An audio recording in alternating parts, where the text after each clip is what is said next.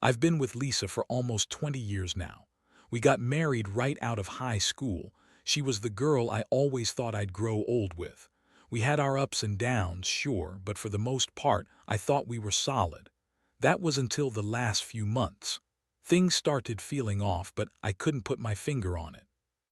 She was acting distant, dismissive even, snapping at me over small things, and suddenly every time I tried to talk about us, she'd brush it off with some bullshit excuse about being stressed or needing space. Then came the reunion. We've done the high school thing before, but this one felt different. Lisa was extra eager to go, insisting it would be fun, that she wanted to reconnect with old friends. She even started dressing up more than usual, which should have been my first warning sign. I remember she spent hours getting ready that night, more than she ever did for a date night. I brushed it off, thinking maybe she was just excited to see her old friends again. Little did I know, I was walking into something I'd regret forever. The reunion itself was a typical affair: drinks, awkward small talk, a lot of reminiscing about the good old days. But then things got weird. I noticed Lisa hanging around with Mark, her high school boyfriend. That was odd because she'd always insisted she had no contact with him anymore. They weren't exactly friends, more like acquaintances from a long time ago. Yet there they were, whispering in a corner, sharing laughs that didn't quite seem innocent. I watched from across the room, feeling this strange gut punch. It wasn't just that she was talking to him, it was that look in her eye, that spark. Then I caught her sneaking out of the main hall, slipping towards the old chemistry lab. That room, it's been abandoned for years, part of the high school but closed off. It's where she and Mark first dated, their secret spot back in high school. I couldn't believe what I was seeing. She wasn't just talking to him, she was going inside that lab. My stomach turned. I followed at a distance, not sure if I should confront her or just watch. She slipped inside and I hesitated. My mind was racing. My heart was pounding. The worst part, her voice, muffled but unmistakable, coming from inside. They were definitely there together. I didn't want to believe it, but the proof was right there in front of me. I listened for a second and I heard her laugh, that same bitchy, dismissive tone she reserves for me sometimes. And I heard Mark's voice, low and familiar, telling her how much he missed her, how they should have kept in touch. That's when it hit me. She hadn't just gone in there to look at the old chemistry lab. She was cheating on me, right there at our 20-year reunion and in a place that held so many memories of us. I stood outside, feeling like my world was crashing around me, trying to process what I'd just seen. I knew I had to confront her. I couldn't let her get away with this. But how? When I finally gathered enough composure, I quietly backed away from the door, trying to process what I'd just witnessed. My mind was racing, anger, betrayal, disbelief, and I knew I couldn't just walk away. I had to confront her. The question was how. I didn't want to make a scene in front of everyone, but I also couldn't let this slide. It felt like all those years we'd built together were crumbling in that moment, and I was left standing there, frozen, trying to figure out what to do next. I waited outside the old chemistry lab for what felt like forever, listening for any sounds of her coming out. Nothing. I could hear muffled voices, maybe hers and Mark, but I didn't want to get caught eavesdropping again. I was shaking, my heart pounding so loudly I was sure everyone nearby could hear it. Part of me wanted to storm in, to demand answers, but I knew I needed a plan. I couldn't just accuse her without evidence or thinking it through. That's when I remembered her phone was in her purse, just sitting there on the table in the hall where she left it when she went inside. I waited for her to come out, and when she finally did, she looked surprised to see me. Her eyes widened, and I swear for a second she looked guilty. Then that bitchy smirk appeared, like she was trying to brush it off. She started with her usual bullshit, saying I was overreacting, that I was paranoid, that she was just reconnecting with old friends, that Mark was just an old flame she'd lost contact with. Yeah, right. I wasn't born yesterday.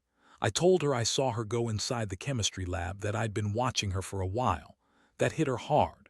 Her face twitched and she tried to lie her way out of it, saying she was just reminiscing, that I was reading too much into it. But I wasn't fooled. I knew what I saw, and I knew I wasn't imagining that chemistry between them. I pulled out her phone, checked her messages. Nothing incriminating there, but that was just the surface.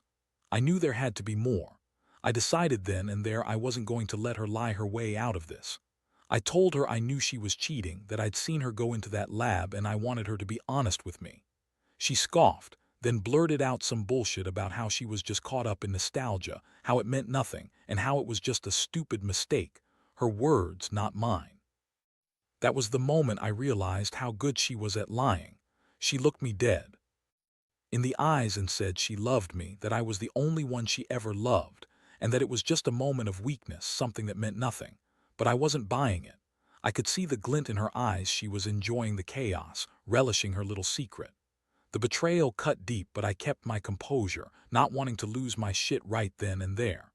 I told her I needed some time to think, that I was done with her bullshit. I walked away, feeling numb but also boiling with rage. That night, lying in bed, I couldn't sleep. All I could see were her sneaking into that old chemistry lab with Mark, how they must have laughed, touched, maybe even had sex right there among the memories of our high school days. That thought made my stomach churn. I kept asking myself, how could she do this? How could she lie so easily, so convincingly? I'd always thought she was the one, the steady rock in my life, but now I saw her for what she really was, a bitch who couldn't keep her legs closed and who lied blatantly to my face. I realized I was dealing with someone who would do anything to hide her secrets, and I felt an overwhelming mix of rage, heartbreak, and disgust. But I also knew I had to figure out what I wanted next, whether I could forgive her or if this was the end of us. The next few days were a blur of anger and confusion. I couldn't focus on anything else. My mind kept looping back to that damn lab, to the way she lied so effortlessly, like she thought she was untouchable. Every time I looked at her, I saw that smirk, the one that said she knew she'd gotten away with something. I was furious, but beneath that I also felt this deep ache of betrayal. How could she do this to us, to me? After all these years, I thought we had something real, something worth fighting for, but now I wasn't so sure. I decided I had to gather more evidence before I did anything drastic. I knew Lisa well. She was manipulative, smart, and she knew how to spin a story. So I started watching her, paying closer attention to her behavior, checking her phone when she wasn't around, looking for anything that could confirm what I suspected. Honestly, I felt like a detective obsessed with catching her in the act. I found some messages on her phone, nothing blatantly incriminating, but enough to make me suspicious. She was talking to someone, maybe Mark, maybe someone else. Who knew? All I knew was that the woman who once told me she loved me had been lying for a while now. One day, I decided I couldn't take it anymore. I sat her down and told her I knew she was lying, that I had enough evidence to see what she was hiding. Her reaction was classic Lisa. She rolled her eyes, told me I was overreacting, that I was making a big deal out of nothing. She said I was paranoid and that I needed to grow up. That was her usual defense, gaslighting, blame shifting. She looked so confident, like she thought she had the upper hand, but I could see the cracks in her facade. She was scared, and I knew I had her cornered. I pressed her harder, demanding the truth. That's when she snapped. Her bitchy side came out full force. She yelled at me, called me insecure, said I was losing my mind. She told me I was just jealous because she was getting some from her high school sweetheart Mark. That phrase hit me like a punch to the gut. Getting some. That's all I was to her, a jealous husband who couldn't handle his wife having a little fun. She kept insisting it was just sex, that it didn't mean anything, that I was making a big deal out of nothing. She blamed everything on nostalgia, on the stupid reunion and the damn old chemistry lab. But I wasn't buying it. I knew her well enough to see her lies for what they were. She was trying to minimize it, to make it seem harmless, but I could see she enjoyed the power of it, playing me, manipulating me. I sat there, feeling a mixture of rage, sadness, and utter disgust. How could she lie so easily? How could she betray everything we had without a second thought? I felt like I was drowning in betrayal. I wanted to scream at her, to break something, but I held it all in. I told her she had one chance to come clean, or I was done. She looked at me with that bitchy smirk again, and I knew I was dealing with someone who was intent on keeping her secret, no matter the cost. In the back of my mind, I kept asking myself if I had missed the signs, if I had failed as a husband somewhere along the way. But then I remembered all those little things, her dismissive attitude, her secretive phone habits, things I'd brushed off because I wanted to believe in us. Now, I just felt hollow. The trust was shattered and I wasn't sure how to fix it. All I knew was that I couldn't keep pretending things were okay. I needed a plan, a way to end this farce or maybe to get her to finally admit the truth. And honestly, I wasn't convinced she'd ever do that willingly. I started realizing that this betrayal might be what finally breaks us, if not physically, then emotionally for good. After that confrontation, I knew I couldn't keep pretending everything was fine. The truth was, I was spiraling. Every night I lay awake replaying everything I'd seen and heard, trying to piece it all together. Lisa had always been bitchy, yes, but her latest attitude was something else. She was dismissive of my feelings, dismissive of me, and she kept lying, spinning her bullshit about nostalgia and harmless sex. But I wasn't buying any of it anymore. Something big was happening and I had to get to the bottom of it. I decided to do some digging on my own. I figured if she was sneaking around, there had to be more clues somewhere. Hidden messages, slips, maybe even other people involved. I started checking her social media accounts, her email, her texts. Nothing concrete at first, just enough to keep me paranoid.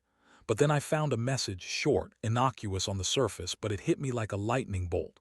"Can't wait to see you again. Our secret spot is waiting, don't forget." It was from someone named Mark, no doubt in my mind. That message was sent just a week before the reunion, right around the time I had seen her sneaking into the old chemistry lab. That was it. I knew she'd been planning this.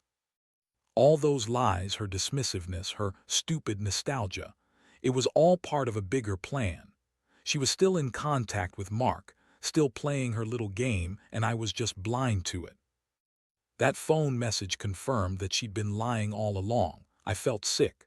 My stomach clenched so hard I thought I'd throw up. How long had this been going on? Had they been planning this for months? Years? I couldn't even breathe, feeling that mixture of betrayal and anger boiling over. I was ready to confront her again, but this time with proof. I didn't want her to deny it this time. I wanted her to admit everything. I decided I'd wait until she got home, and when she did, I'd lay it all out, every secret message, every lie. I wanted her to see I wasn't just some fool who'd been blinded by love. I'd uncovered her and she couldn't spin her way out of this mess. That night I stayed up late, waiting, heart pounding, trying to prepare myself for her next move. I knew she'd try to lie, to deny, to blame me somehow. But I was done being naive. I was done pretending everything was okay. When she finally walked through the door, she looked annoyed, like she was expecting me to be happy to see her. That smug attitude she always had. I looked her dead in the eyes, pulled out my phone and showed her the message. Her face instantly went pale, her eyes darting around, trying to come up with a lie, but I was ready. I told her I knew everything about Mark, about her sneaking into the old chemistry lab, about their secret messages. Her reaction was classic Lisa: denial, then anger, then outright bitchiness. She told me I was crazy, that I was paranoid, that I was just jealous. But I could see the cracks in her act. She was furious, but she also looked scared. That moment I realized she knew she'd been caught. Her response was to lash out, call me controlling, accuse me of spying on her, say I was insecure. Her words were venomous. She told me I didn't understand her, that she needed excitement, that I was boring and stuck in our old routines, that she was just having fun, that it didn't mean anything. I felt the flood of rage build up inside me. How could she say that after everything? After all the years I'd invested in us. It was like she thought she was untouchable, that she could lie her way out of this mess. I told her it was over, that I wasn't going to let her cheat and lie her way back into my life. She sneered, told me I was overreacting, and stormed off into the bedroom, slamming the door behind her. That night, I stayed awake again, feeling hollow and broken. I kept replaying the scene in my head, trying to understand how she could be so cold, so manipulative. It was like I'd been living with a stranger all along. I realized I was done convincing myself that love could fix this, that I was going to have to decide whether to fight for us or let her go. Deep down, I knew I couldn't keep pretending she wasn't who she was, someone who could betray me so easily, who lied and blamed me for her own bullshit. I just didn't know if I had the strength to walk away or if I was somehow hoping she'd change, even now. The days that followed were some of the darkest in my life. Every time I looked at Lisa, I saw her differently, like she was just a stranger wearing my wife's face.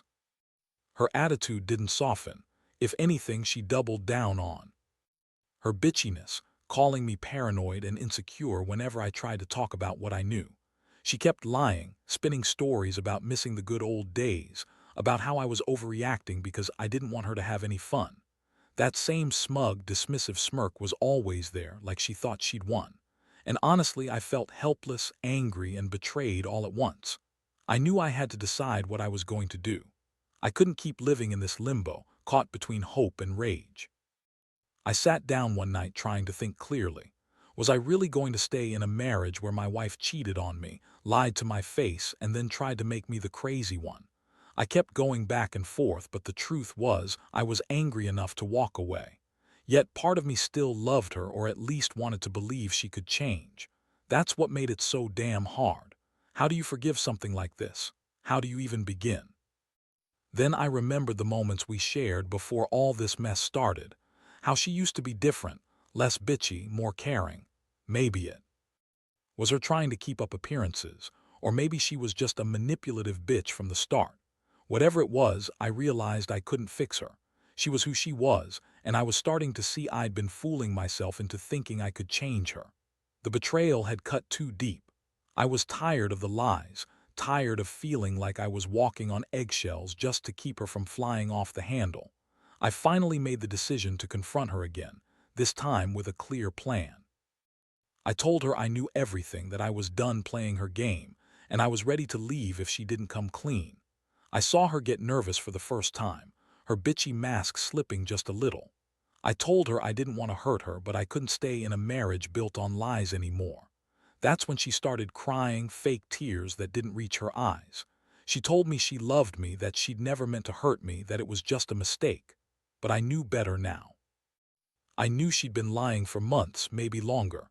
I asked her directly if she'd been having sex with Mark, and her response, that stupid bitchy smirk again. She said, "Yeah, maybe I did, maybe we did, so what? It doesn't change anything, it's just sex after all."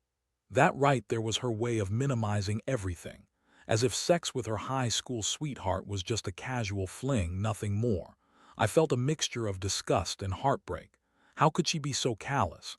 How could she dismiss what she did like it was nothing? I told her I was done listening to her lies. I said I needed space. I needed to think about whether I could ever trust her again, or if I even wanted to. That night, I packed a bag and left, not knowing if I'd come back or if I was finally done for good. I didn't want to become the guy who stayed because of some stupid hope that she'd change. I wanted to walk away knowing I'd done everything I could, but also recognizing her for who she really was. A bitchy, manipulative liar who had no respect for our vows or the life we built. Sitting in that cold apartment, I realized I'd learned some hard lessons. Never ignore the signs, don't trust someone who lies so effortlessly, and that sometimes love isn't enough to fix a rotten core. I don't know what the future holds, but I know I can't stay in that marriage knowing what I now know. The betrayal has changed everything. In the weeks since I left, I've been trying to piece myself back together. It's a strange mix of relief and heartbreak. Relief that I finally took control, and heartbreak from knowing Lisa was capable of doing something so cruel. I didn't expect to feel this raw, this exposed, after 20 years. But honestly, I've learned a lot. I've learned that you can't hold on to someone who's constantly lying and manipulative, no matter how much history you share. Love isn't enough when the foundation is built on deception. I've gone through her things, found more proof, hidden messages, pictures, little things she thought I'd never find. It all confirms what I'd suspected from the start. She was never as committed as I was. Her bitchy attitude, her lies about nostalgia, those were just shields, her way of hiding the truth. That woman had been cheating on me for who knows how long.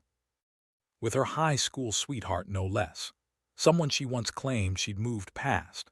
She blamed her actions on the stupid reunion, claiming it was just a moment of weakness, but I see now it was much more calculated. What hurts most isn't just the betrayal.